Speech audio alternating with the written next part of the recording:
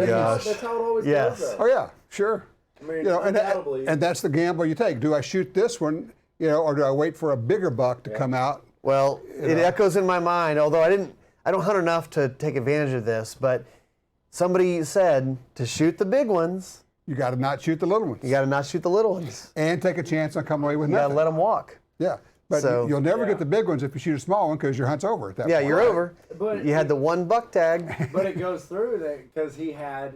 I mean, this was his first buck anyway. Oh, It's So- a nice buck. It's a nice It start. didn't even matter. So, right? so did you guys bring all the venison back? Yes, and I had a buck and a doe, 98 pounds of meat today. 93. 93 pounds for yours. Out of one, or your Out deer? of You were two missing deer. the shoulder, Nice so buck. you would have been close to 100 pounds. Yeah, if I hadn't lost that one front quarter. Well, you have to hold over when he's way out at 53 yards. Yeah. Don't tell anybody. It was 353 That's yards. right, because we're doing a That's what it long was. range thing Yeah, now. that's just, what it was. Just lie about how far Yeah. it is. So we should be up and running, yes? Does everything seem to be working? Good to go. We got sound. Is that we a got touchdown? camera. Is that what that is? Is that Touchdown! Okay. All right, we're live. It's Friday. Gun Talk Live. Welcome in. We've got Tom Gresham with us today. I wandered back in. I was lost, and now I'm found. We So there found you him go. wandering in the streets, and we're like, hey, man, Going, hey, what's going on? want to do some live? I said, I don't know. So first off, little business. You know, we always have some kind of giveaway on our lives. Dun, dun, dun, dun. And last week, it was Brian. Brian Stocks won it. All right, with this amazing comment, have a good weekend. A wordsmith. Have a great weekend. Have a great weekend. Another William Faulkner. Right That's there. right. Boom. There it is. See? That's all it takes. Yeah. So This is not a high bar to get over. yeah. So everyone that's commenting, let them Yep. know. Comment in. And are we going to do another giveaway? Do we have one lined up here? Yeah. Yeah, they're giving away your truck. Oh, how about that? It's might wanna make a about comment. 12 years old. It's still in pretty decent shape. Most of the things work on it. But it's two-wheel drive, so nobody really wants that. Yeah. So what's the point of that? So I'm trying to monitor Facebook. That's why I'm staring at my computer like this. Okay. KJ's monitoring YouTube and also Facebook, and he's going to help me out with this stuff. Things we're going to be talking about some today, and if you want to weigh in on some of that, we'll talk about the SCOTUS case that I went to on Yep. Monday. You're in Washington, D.C. That's on right. Monday. So we did the live video of that from D.C. So if you saw that, if you have some thoughts, go ahead and throw some comments out about that as well. Yeah. And so people, if they don't know what the case is about, what is the case? It's a mess. It's a very messy case, okay, Yeah. which makes it hard to describe. But to boil it down, which I've been practicing, I've been doing a lot of interviews on this week with different media. In New York City, the law was is important here, that if you have a permit to have a gun in your home, you can go to a shooting range inside of New York, but you were legally prohibited from leaving the city with your pistol. You can't go to another range in New York. You can't go to your second home in New York. You couldn't go to gun sight or any other place. Literally, you could not take your gun out of the city, You could own the gun, but only there. but only there. You only had Second Amendment rights within There. the city limits. Okay. Wow. So the whole bear part of keeping bear arms, not Yeah. there. So New York State Rifle and Pistol Association sued. Now this is 6 years ago. It's been going on 5 or 6 years. It's worked its way through the courts. And New York fought it and fought it and fought it and fought it. And then finally they lost and it was appealed This is slick. to, oh, wait, actually they won. We appealed it to the Supreme Court. And everybody's thinking, well, the Supreme Court has not taken a Second Amendment case in 10 years. They're not going to take this neither. Lo and behold, the Supreme Court says, yeah, we'll take that one. At which point New York goes, whoa, time out. Never mind. Exit, never abort, mind. abort. I didn't mean it. They repealed the law as a way to make sure they didn't get an adverse opinion, a decision on this, which would set a A precedent big precedent. and actually help Second Amendment rights. So New York says, oh, nothing to see here. The case is now moot, which means there's nothing to see. And then they went to New York State, to Albany, and had the state pass a law prohibiting New York from passing that law again. They went that far. Oh yeah, they said, so not only did we repeal it, we legally can't ever pass it again. So really, Don't worry, really, it's cool. seriously. Well, the Supreme Court says, really? Really? I mean, is this like, what, Lucy in the football, right? We're going to take it away? Yeah, that's what it feels like. So the real question is going to be, is the Supreme Court going to let New York play them this way? everybody knows what's going on, but from a legal standpoint, the liberals on the Supreme Court, and I went to the Supreme Court on Monday of this week. Went up there, I got a press pass, got to go in, got to hear the case argued, fascinating. As you'd expect, the liberal justices were all in favor of it being moot. Make it go away. Right. Nothing to see here. Clarence Thomas and Brett Kavanaugh did not speak, did not say a word. Wow. That's what they always do. But Samuel Alito, Justice Alito, and Gorsuch did the best little thing in this whole deal. I mean, the Supreme Court guys, they're pretty smart. Yeah, right? they're all really smart. Oh, yeah, Yeah. they're smart. And they're talking to the New York attorney. I love this part. And because they've repealed this law, right? Mm-hmm. So Samuel Alito, Justice Alito says, so is the city of New York less safe now that you repealed that law? He says, well, no, we've talked to the police and we've looked at this, and no, we do not feel that we're any less safe now. And Justice Alito says, well, then what possible rationalization could you have for having had the law in the first place if it didn't make you any safer? I went, there it is. Yeah. Wow. You restricted people's rights, their ability to travel with their guns, and you're admitting it had absolutely no benefit to society whatsoever. Rick Raz says New York wanted a mulligan. Yeah, they want to do over. Do over. Now, You got a comment, KJ? Yeah, well, we got a lot of comments coming in from YouTube. Thanks, guys.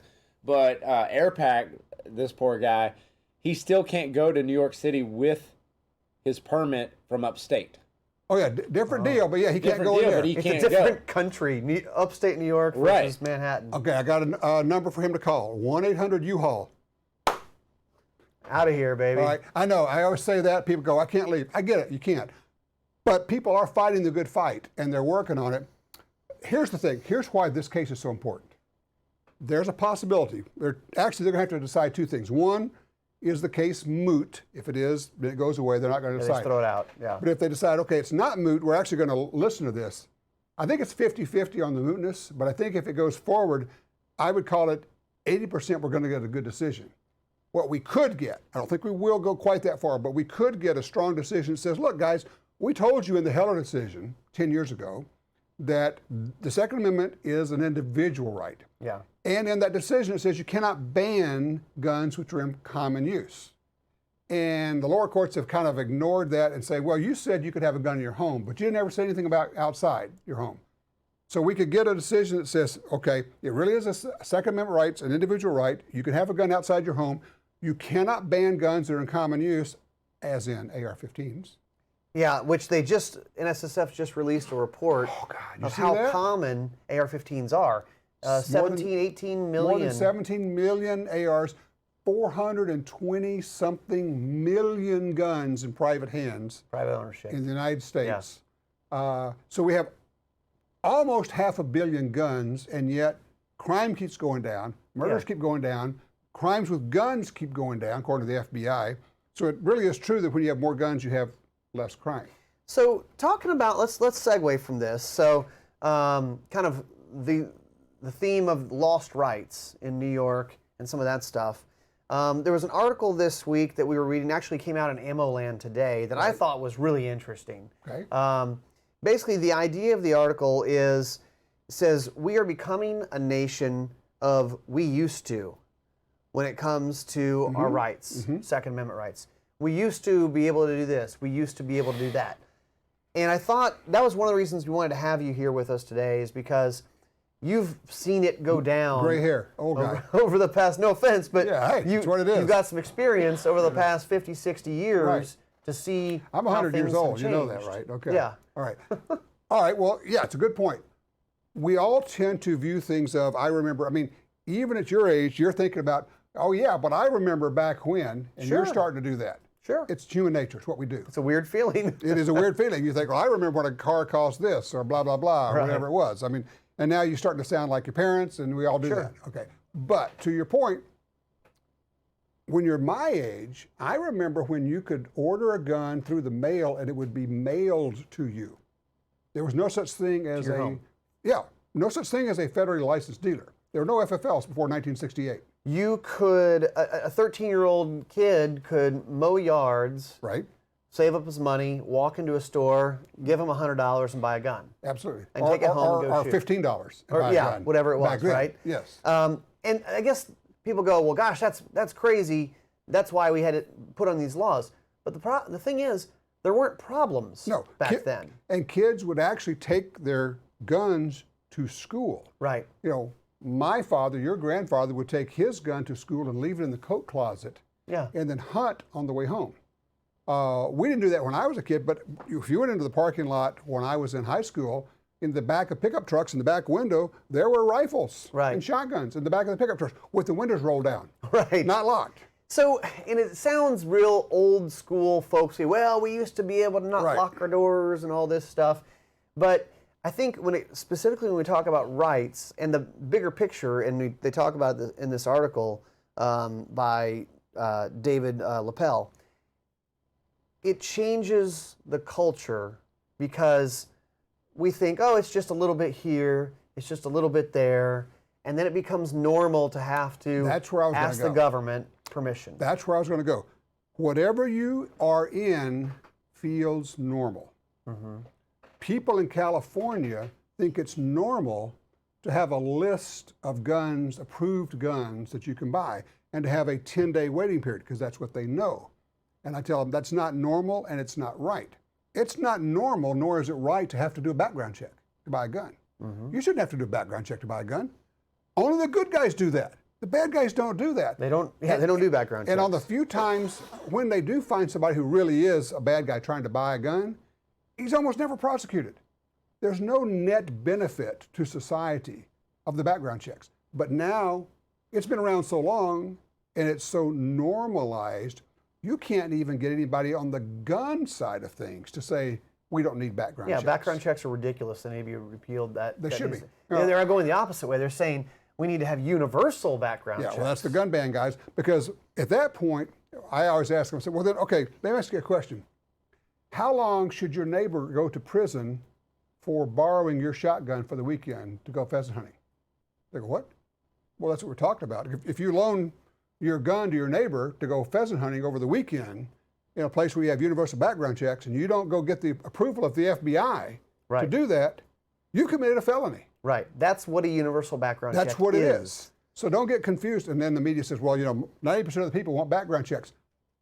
90% of the people say they are okay with background checks, but they're talking about what we have now.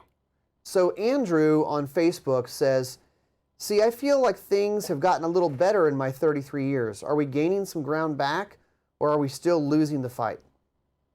Well, at 33 years, you're starting to lose brain cells. So, you know, you just forgot everything. No, actually, we are making some headway. A lot of it is through lawsuits. I would say, and we've talked about this, we tend to still be, I think, losing on the legislative side, particularly in the states where Bloomberg has figured out that's where the action is. It takes his money and goes into Colorado and passes red flag laws and background checks and goes into these states where he can buy up not just advertising, but the media and, legislators. Talk about Bloomberg. Let's talk about what you saw outside of the Supreme Court in D.C. That was interesting, and it was just a microcosm of what we've been seeing. I go up to the Supreme Court 2 hours before they're going to have their session. The Everytown for Gun Safety people and Moms Demand Action, the Bloomberg groups, are setting up, and they have like a lectern, an area. They have a PA system set up. They have people with their signs, and there's a little bit of group over there. I think, I can't remember what they call the Patriots, something, Pistol Patriots. And there's like 6 of them. It's our guys, right? There's no GOA, there's no NRA, there's nothing else there. And by the time it's all over, there's probably 50, 60 of the gun ban folks there. Okay. They are very well organized. They're orchestrated. They have their system. They have speakers set up. They have somebody there from Parkland, who was a student at Parkland, speaking. And they are the ones who are being seen. Now, inside the Supreme Court, I'm in the press area. I'm talking to a reporter from Fox. And it turns out, he said, well, do you know anybody on the pro-gun side out there we can talk to? I said, well, honestly, I'm probably your best shot. So I did the interview. He said, you know, we never have anybody here from the pro-gun side. Wow. He said, the anti-gun guys are always out there. And so if you're a reporter and you're sent there by your news director and they're going, get interviews. Yeah. And you go, I can't find anyone. I can't find the gun to guys. interview about the gun stuff. And people will say, and they're saying it right now, I guarantee, we have jobs, we can't go, and all of that is correct. All of that is true. But at the same time, it's vastly important that we be there. Right. So the therefore is we have to be there, or it looks like, what happens is, it looks like the general public really does support gun control. Right. Because that's who shows up. Well, they're thinking it's a sample size. Let me say something. The NRA did send a film crew in there. Oh, I was going to mention this. Okay, you go ahead with that. So it was one of the things that NRA has been doing a little bit here and there lately, and I kind of like it. Yep. Is they're doing a little bit of man on the street, just get in there and start asking questions. They'll do it inside the House of Representatives. They'll follow around politicians and say, why are you trying to pass this bill? But outside of the Supreme Court, they had an NRA reporter, NRA TV was there, and basically just going up to the gun control audience. And I don't think the person was identified as being with the NRA. I think it was kind of just like a journalist type deal. Asking questions, why are you here? No, it was a why are you here? Well, I'm here because they told me to come, or they asked me to come, or whatever. And they said, and there was a simple question that they asked everybody. They said, what's the name of this case that you're protesting? Goose egg. I don't know. Nobody knew the name of the case they were protesting. They didn't know what it was about. They said, what's this case about? I don't know. But we have to do something about the NRA. Yeah, the NRA is a terrorist organization or something. It's just crazy. So KJ. We do have one. Scorpion actually brings up a comment to go along with your NRA, and it might be a whole nother topic that we need to cover again. But in your informed opinion, Tom, are criminal charges against Wayne LaPierre and other NRA executives likely in 2020? Oh, hot potato question. Sure. Yeah. Thanks a lot. You don't have to read all the questions. It's Trust me. okay. The reality is, let me back up. For those who haven't been following this, the Attorney General of the state of New York is investigating the NRA and Wayne LaPierre. Because the NRA is incorporated in New York. Correct. Good point. Their charter is in New York State. They were told 20 years ago, get it out of New York. It makes you vulnerable. Because if you look at the not-for-profit laws in New York, the Attorney General could come in and actually shut you down, can seize the charter. This Attorney General, before she was elected to this office, she called the NRA a terrorist organization. This is kind of one of her projects. Yeah. So now she has a team of investigators working on the NRA. So to the question, could Wayne LaPierre be charged with a crime? I don't know. I'm not a lawyer. I mean, I guess anything's possible. I wouldn't put it past a camera-loving politician to do something like this. If it were me, I mean, I remember, what was it, several years ago at SHOT Show, I can't remember who it was, some law enforcement agency went in and served notices of lawsuits against people at the SHOT Show to make a big deal out of it. To make a big scene. Yeah. If I were them, I would say could be at the SHOT Show, could be at the NRA show where they go in and do something like that. Is that going to happen? Who knows? I mean, that may be just silly fantasy land. I've heard it. They'd like to. They actually do have the power to shut down the NRA, to close it down, or even worse, perhaps, to put their own person in charge of running it. That's a weird one. Yeah. All right, let's not go there. So, talking about kind of, we became a country of we used to be able to do this. Yeah. We used to be able to with our rights, and I guess, one of the things that we always are talking about is getting people out shooting, getting people out hunting, because in this article it's talking about a lot of people are living in metro areas, urban areas, that they don't live that lifestyle, they don't see it. Yes, but at the same time, there are a lot of people who now have, what do we have, 18 million people have carry permits. A lot of other people live in states where you don't have to have a permit to carry. If you only mobilize that group of people, you'd have a formidable force to work with, a political force I'm talking about. What I would like to see is I'd like to see our side getting more angry. Not just, yeah, if they come to my door, blah, blah, blah, give me a break. If they come to your door to take your guns, that part's all over. I love it when people say, well, you know, I'll fight them, I'll shoot them, I'll fight to the death, but they won't get off their ass and go down to the legislature. Right. They won't go to a city council meeting because they're too busy. I'll die in a blaze of glory. Right, but I won't actually write a letter or an email or call somebody or show up and stop it now. You know, and honestly, that's how we win. Right. The world belongs to those who show up. I love the saying. It says, if you don't have a seat at the table, you are what is being served. There you go. So, you know, basically show up or shut up. All right, so we've got in the news today Yeah. another shooting at a military base. Yeah, 2 days ago in Hawaii. Okay. Today at NAS Naval Air Station, Pensacola. We now know, and look, this is all breaking news. If you look at this 2 days from now, you'll know a whole lot more than we do. Yeah, but as it sits right now, We're doing this this minute, live Friday afternoon, the day it happened. What we're told is that the shooter was a Saudi national, a Saudi aviation student, a member of the Saudi military. To me, that says terrorism. Yeah. Okay, that's the official word from Tom, which means nothing. It's I mean, you can't. It's just a clue, right? It's a piece of information. Let's see. They said it was a handgun, not a long gun. 4 people dead, including the shooter. Several other people shot. Deputies ran in there. And, I mean, you talk about brave folks running into the middle of that deal. You got to go into a place where you know people are being shot. I mean, I know it's what they train for. People say, well, that's what they get paid for. They don't get paid enough for that. No. So thank you for doing that, for those brave people who did it. Which kind of brings me to a couple of thoughts. We were talking about this before we got on. 20 years ago, 30 years ago, if you had a gun for self-defense, it was for the guy who comes up in the parking lot to rob you. It's a snubby revolver. Right. Something like that. Or a single stack or a super small gun.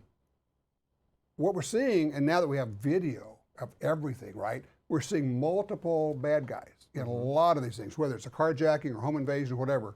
And then you get a possibility of a mass shooting event. I think it might be time for a lot of people to give that some consideration. So let me ask you, if that's what you're thinking of, how does that change your thoughts about type of handgun you carry? Well, I guess it's a question of, why do you carry and what do you think you're going to come in contact with? If you're starting to feel like it's more likely that you could be going against someone that is a terrorist, right? And this guy used a handgun, but it could be a rifle, semi-automatic rifle with a 30-round magazine. I'd like to have more than a snubby revolver. I want to be able to have more ammo. I want to be able to shoot at longer distances. Okay. I think about, we've interviewed Andy Brown several times. He authored Warnings Unheeded. Great book. You can get it on Amazon. Andy was a military policeman in the Air Force when there was a mass shooting at the hospital. He rides in on a bicycle, swear to God. Okay. Takes his Beretta 92 because he was serious about it. He had trained and trained and trained. He couldn't actually afford a Beretta for his own practice, so he bought the Taurus version of the Beretta 92 and shot tons of ammo. He made a headshot on this terrorist at 72 yards with a Beretta 92. That's pretty strong. Okay. That's not an easy shot. So what, a lot on this side and a lot on this side. And then I want either a longer sighting radius for better shooting, or honestly, would you like to have a red dot? Oh yeah, and I mean that's where we're seeing that happen this year. More red dots on handguns. Next year, you're going to see more red dots on handguns. It's becoming... And they're going to be offered with the dot already installed. Correct. We're seeing that already. The Hellcat already has the that. optics are getting smaller, lighter, less expensive. And if you told me, okay, you got to make a headshot on somebody at 35 yards, and here's a gun with iron sights, and here's one sighted in with a red dot, 112 times out of 100, I'm going to pick up the red dot. Yeah. And and probably a lot of people watching it may not have ever shot a handgun with a red dot on it. And before you make a judgment call on it, you might want to try it out. Well, imagine this. With, iron sights, you got to get this all lined up just right. And if this is off ever so slightly, or this is off ever so slightly at 50 yards, you don't have a hit. I'll also say this, at 50 yards, your iron sights, depending on which iron sights you have, may cover up a lot of your target. Good point. Because a nice big front sight and a nice big rear sight. Now you have it all lined up together, and at 50 yards, you know, and you may not have a whole person. You know, it's funny. Maybe just the top half of somebody. I was just out at Gunsight, and Chris Serena was there. He said he's using a thinner front sight now. Yeah. That's one of the For benefits being more from accurate. that. Yeah. Andrew says, SIG X carry with a 22-round mag. I dress for the gun. I like it. Good point. I like dressing for the gun. I dress It's for the gun. You know, and I actually, you know, we've made those changes in the way we dress. Shirt tails out, cover garments, do what you got to do, figure out how you can do it. Rick says, now that I'm getting older, I love the OSPs, optical sight pistols. Yes, yes. What on the YouTube side, KJ? There's a ton. I know everybody. There's a lot of comments on YouTube. Well, you now guys they're are talking awesome. about the the importance of having like even a truck gun, and they're talking about stuff I was thinking about that. that they're Okay, Boyd's sure. talking about. Stuff you can't carry on your person, but maybe you say, hey, AR pistols are really popular. Why are they so popular? Well, Wilford? there you go. Stephen Williford, let's see, Sulphur Springs, Texas. Yeah. He stopped a mass shooting at a church where I think the guy either shot or killed, I can't remember, 22 people. Yeah. Stephen Williford grabbed his AR, ran barefoot Across the street. across the street, Yeah. shoots this guy, stopped the whole deal. It's a great point. And KJ, I was just looking at your AR. It's got the variable scope on it because we talk about iron sights or red dots. But if you got a scope that'll go from 1 to 6, leave it on 1, particularly if it's illuminated. Yeah, Now you got illuminated basically reticle. it's a red dot, right? Yeah, baby. Just boom, boom, boom, boom, boom. But if you rolled up on something, there's something going down 100 yards, 150 yards. You have a moment to grab something. Rather than roll up there, let's crank it up to 4, 5, 6 power and do what you got to do to take care of that. So what's going to be happening on Gun Talk Radio this week? We're going to be talking about the SCOTUS, the Supreme Court case, which is huge. We might know next week whether they're going to accept it on the mootness deal, but then again, it might be June before we know. Yeah. We're going to be talking about this thing. It just happened today in Pensacola because I would like for people to really start thinking in terms of what am I going to do if? And part of that, I know we always come back to this, hardware is important, but training is critical. Yeah. Training and practice. Range time. Range time. Range time without training, I think get the training. You're just sending bullets down range. Now you have something to work on. Yeah. I remember you guys know Greg Lappin, who comes on our shows, does First Person Defender. One of the very first times I ever met Greg Lappin, I met him through his wife. We're friends. That's how this all happened. We go out to the range, and it's just me, it's Greg, and it's a guy who's on a local SWAT team. And it was just real super casual in this dirt pit. He goes, so guys, what do you guys want to do today? Well, I don't know, we'll shoot some guns. He goes, you guys want to just like do some shooting and groove bad habits, or do you want to do some training? I was like, oh, all right, I see where we're going with this. I guess we'll do some training, Greg. You mentioned Greg. Greg was the first one I ever saw do this. And at Gunsight, I just saw a poster that it was interesting because it's the same thing. And you know what I'm talking about when I say it. It said, draw quickly, shoot carefully. And what you don't see with him, it's not like competition where they just go, boom, boom, boom, boom, boom. How many times have you seen Greg, and this is a guy who's got serious credentials, it's here, boom. Sure. It's just a little, it's not a lot. It's out here and then boom. Yeah, it's just a half that beat. Half beat to make sure you're right there. Don't be in such a hurry to get the shot down range that you don't put it where it needs to go. Yeah, because all bullets have a lawyer attached to them. That's right. And you're responsible for everything it does until it stops moving. Yeah. So, what's the bad guy? Are you sure you're on him? What's behind him? And frankly, I don't know about you, but when I'm walking around, I'll look around and go, okay, yeah, brick wall, that'd be a good thing. Nope, that wouldn't be good. I would have to take 2 steps over here. I've been in a lot of situations where there's a lot of people, and you go, man, if something happens here, I don't know how this is. But it's good to play the what if game. Yeah, right. It is. That's part of training, is doing that what if. I love it when the guy says, well, when did you decide to shoot him? I said, well, about 10 years ago. Yeah, because I decided way back then that if this were to happen, that's what I would do, which is a lot better than trying to process your OODA loop and do the catch-up thing. So to some closing shots stuff. Just got back from Oklahoma. We did a deer hunt. I shot actually 2 deer, buck and a doe. Got a bunch of meat, and Jace got his first deer. All right. Yeah, baby. So we were actually using the Ruger Hawkeye Hunter There's and Jace. 6.5 PRC.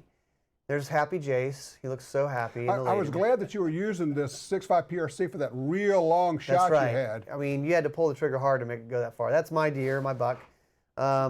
It's not going to make the record books, but it's the biggest one I've ever, and the biggest whitetail I've ever shot. So And that's cool. rifle performed well. Yeah. Bullet performed well. Yeah, everything. Deer died. Deer died, so that worked out. Yep. I got to tell you a funny story though. Okay. So, we hunt this blind when we first get there in the afternoon. It goes well. We walk out to the blind, just Jason and I, and he films it, and I shoot a deer. Okay. So 2 days later, we decided to go back to that blind because we'd seen a lot of deer there. KJ over there, this is his home turf. Right. He's like, It's where he grew up. yeah, probably. we're gonna hunt it in the morning. He's like, look, you probably want to get out there pretty early, just get settled in. Before this is like an hour before sunrise. KJ knows the names of all these deer. Yeah. Oh, yeah. They know KJ. He knows the deer. It's a thing. He says, it's your turn. So it's just me and Jace again, and he's like, you know where it is? It's just that way from the cabin. Okay. He goes, look, don't turn on any lights because I had a headlamp. He goes, don't turn on any lights. You're gonna jump deer. You're gonna spook them. You know, KJ sprays himself down and rubs himself with leaves every morning. We start walking. We're walking. We're like, it's probably a 10, 15 minute walk. And 10 or 15 minutes, we're on this tree line. I'm like, is this the tree line we're supposed to be on? You started in Oklahoma. Yeah. We passed some other box blind. I'm like, I don't remember that being there. We run into a fence. We backtrack around. The sun's starting to come up. We finally get to this box blind. The deer are out there. Right. They're just hanging out. And we're like, oh, God. They're going, these guys are lost. They're looking at us like, this can't be happening, right? I looked at my phone once we sat down. We had done 2,000 steps so far that morning. We did a 15-minute walk in about 45 minutes in the dark. It was hilarious. Yeah, and, and you're not the first ones to do that, right? No. Which way's the truck? It's That's that right. deal. All right, talk about throwback. I got to tell you, Okay. way back. God, this has got to be. I was a teenager, and my dad, your granddad, was an outdoor writer, right? Yeah. And people would send him stuff, and this guy sent him this device. It was so cool. You would take it and you would plug it into your car. There's a box about this big by this big, okay? Okay. And you plug it into your car horn. Car horn. And it was a wind-up clock that you can then set an alarm on, and it would blow your car horn. So when you got lost in the woods, Set it for like 5 hours from now. and then it would go off every 30 minutes after that and blow the car horn. I'm not making this up. It's like when you beep your car to find it in the parking lot. This is the old school We version. didn't have GPS. We didn't have any of that Oh stuff. my Isn't that God, great? that's hilarious. Oh. Oh boy. All right, so you guys be safe out there. We do have, before we go, and KJ let me know what I forgot, we got some links in the description. There are deals galore right now. Ooh, yeah. Christmas season, holiday shopping season. So click those links They're going to have to copy and paste them. on YouTube. yeah, on Copy and YouTube, paste the links. Copy and paste the links, but they're good. I good just stuff. saw a story that was talking about how gun sales are starting to go up, and they're really expecting them to go up through the holiday season, but actually really through all of next year. Yeah. I think prices are going to keep going up. And I mean, I know I always say buy guns, buy ammo, but I'm telling you. Election season. Election season. Bloomberg is coming for you, baby. Bloomberg's the real deal. And whether he gets elected or not, it's going to drive prices up, and people are going to be buying guns. Could be some scarcity like we saw a few years back. Yep. Hope not, but Yep. could be. Yep. All right, so thanks for watching, and be safe out there this weekend.